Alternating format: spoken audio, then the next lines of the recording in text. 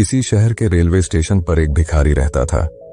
वो वहां आने जाने वाली रेलगाड़ियों में बैठे यात्रियों से भीख मांगकर अपना पेट भरता था। एक दिन जब वह भीख मांग रहा था तो सूट बूट पहने एक लंबा सा व्यक्ति उसे दिखा। उसने सोचा कि यह व्यक्ति बहुत अमीर लगता है, इससे भीख मांगने पर यह मुझे जरूर अच्छे पैसे देगा। वह उस लंबे व्यक्ति से भीख मांगने लगा। भिखारी को देखकर उस लंबे व्यक्ति ने कहा, तुम हमेशा मांगते ही रहते हो, क्या कभी किसी को कुछ देते भी हो?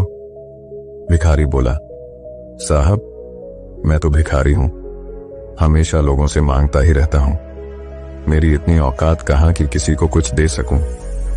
लंबा व्यक्ति बोला, जब किसी को कुछ दे नहीं सकते तो तुम्हें मांगने का भी कोई हक नहीं है।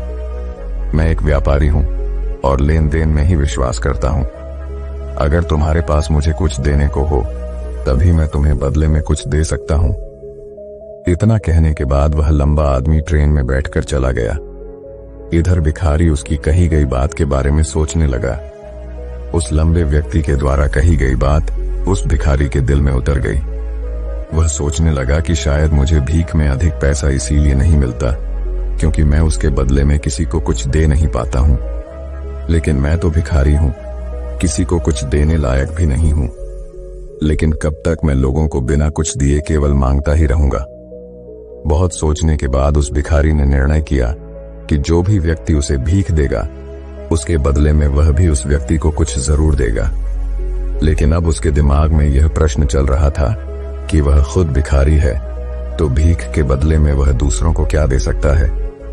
इस बात को सोचते हुए 2 दिन हो गए, लेकिन उसे अपने प्रश्न का कोई उत्तर नहीं मिला था। तीसरे दिन जब वह स्टेशन के पास बैठा हुआ था तभी उसकी नजर कुछ फूलों पर पड़ी जो स्टेशन के आसपास के पौधों पर खिल रहे थे। उसने सोचा, क्यों ना मैं लोगों को भीख के बदले कुछ फूल दे दिया करूं। उसको अपना यह विचार अच्छा लगा और उसने वहां से कुछ फूल तोड़ लिए। अब वह ट्रेन में भीख मांगने पहुंचा। अब जब भी कोई उसे भीख देता तो उसके बदले में वह भीख देने वाले को कुछ फूल दे देता। उन फूलों को लोग खुश होकर अपने पास रख लेते थे। अब भिखारी रोज फूल तोड़ता और भीख के बदले में उन फूलों को लोगों में बांट देता था। कुछ ही दिनों में उसने महसूस किया कि अब उसे बहुत अधिक लोग भीख देने लगे हैं। वह स्टेशन के पास के सभी फूलों को तोड़ लाता था। जब तक उसके पास फूल रहते थे तब तक उसे बहुत से लोग भीख देते थे, लेकिन जब फूल बांटते बांटते खत्म हो जाते तो उसे भीख भी नहीं मिलती थी। अब रोज ऐसा ही चलता रहा।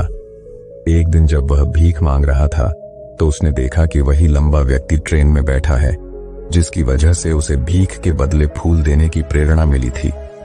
वह तुरंत उस व्यक्ति के पास पहुंच गया और भीख मांगते हुए बोला, आज मेरे पास आपको देने के लिए कुछ फूल हैं, आप मुझे भीख दीजिए तो बदले में मैं आपको कुछ फूल दूंगा। उस लंबे व्यक्ति ने उसे भीख के रूप में कुछ पैसे दे दिए और भिखारी ने कुछ फूल उसे दे दिए। उस लंबे व्यक्ति को यह बात बहुत पसंद आई। वह बोला, वाह क्या बात है, आज तुम भी मेरी तरह एक व्यापारी बन गए हो। इतना कहकर फूल लेकर वह लंबा व्यक्ति अपने स्टेशन पर उतर गया। लेकिन उस लंबे व्यक्ति द्वारा कही गई बात एक बार फिर से उस भिखारी के दिल में उतर गई। वह बार बार उस लंबे व्यक्ति के द्वारा कही गई बात के बारे में सोचने लगा और बहुत खुश होने लगा। उसकी आंखें अब चमकने लगीं। उसे लगने लगा कि अब उसके हाथ सफलता की वह चाबी लग गई है जिसके द्वारा वह अपने जीवन को बदल सकता है। वह तुरंत ट्रेन से नीचे उतरा और उत्साहित होकर बहुत तेज आवाज में ऊपर आसमान की तरफ देखकर बोला, मैं भिखारी नहीं हूं, मैं तो एक व्यापारी हूं, मैं भी अमीर बन सकता हूं। लोगों ने उसे देखा तो सोचा कि शायद यह भिखारी पागल हो गया है और अगले दिन से वह भिखारी उस स्टेशन पर फिर कभी नहीं दिखा। लेकिन 6 महीने बाद इसी स्टेशन पर 2 व्यक्ति सूट बूट पहने हुए यात्रा कर रहे थे। दोनों ने एक दूसरे को देखा तो उनमें से एक ने दूसरे से हाथ मिलाया और कहा, क्या आपने मुझे पहचाना? दूसरा व्यक्ति बोला, नहीं, क्योंकि मेरे हिसाब से हम लोग पहली बार मिल रहे हैं। पहला व्यक्ति बोला, नहीं, आप याद कीजिए, हम पहली बार नहीं बल्कि तीसरी बार मिल रहे हैं। दूसरा व्यक्ति बोला, मुझे याद नहीं, वैसे हम पहले 2 बार कब मिले थे? अब पहला व्यक्ति मुस्कुराया और बोला, हम पहले भी 2 बार इसी ट्रेन में मिले थे। मैं वही भिखारी हूं जिसको आपने पहली मुलाकात में बताया कि मुझे जीवन में क्या करना चाहिए, और दूसरी मुलाकात में बताया कि मैं वास्तव में कौन हूं। दूसरा व्यक्ति मुस्कुराया और अचंभित होते हुए बोला, ओह, याद आया, तुम वही भिखारी हो जिसे मैंने एक बार भीख देने से मना कर दिया था और दूसरी बार मैंने तुमसे कुछ फूल खरीदे थे। लेकिन आज तुम ये सूट बूट में कहां जा रहे हो और आजकल क्या कर रहे हो? तब पहला व्यक्ति बोला, हाँ, मैं वही भिखारी हूं, लेकिन आज मैं फूलों का एक बहुत बड़ा व्यापारी हूं और इसी व्यापार के काम से ही दूसरे शहर जा रहा हूं। कुछ देर रुकने के बाद वह फिर बोला, आपने मुझे पहली मुलाकात में प्रकृति का वह नियम बताया था जिसके अनुसार हमें तभी कुछ मिलता है जब हम कुछ देते हैं। लेन देन का यह नियम वास्तव में काम करता है। मैंने यह बहुत अच्छी तरह महसूस किया है, लेकिन मैं खुद को हमेशा भिखारी ही समझता रहा। इससे ऊपर उठकर मैंने कभी सोचा ही नहीं। और जब आपसे मेरी दूसरी मुलाकात हुई तब आपने मुझे बताया कि मैं एक व्यापारी बन चुका हूं।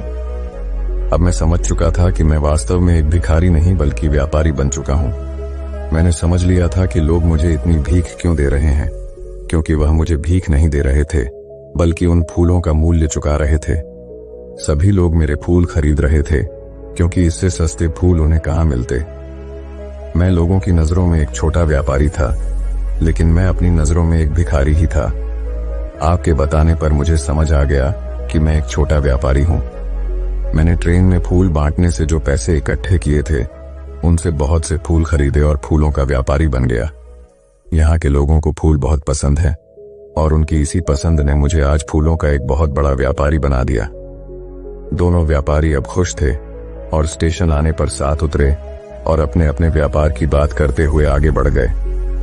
दोस्तों, इस कहानी से हमें बहुत कुछ सीखने को मिलता है। कहानी में लंबा व्यापारी गिव एंड टेक के नियम को बहुत अच्छी तरह जानता था। दुनिया के सभी बड़े व्यापारी इसी जीवन के नियम का उपयोग करके सफल हुए हैं।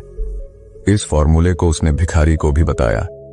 भिखारी ने इस प्राकृतिक नियम को अपना लिया और इसका असर उसके जीवन में साफ दिखाई देने लगा। उसने अपनी सोच बदली और उसकी जिंदगी बदल गई। यह कहानी हमें बताती है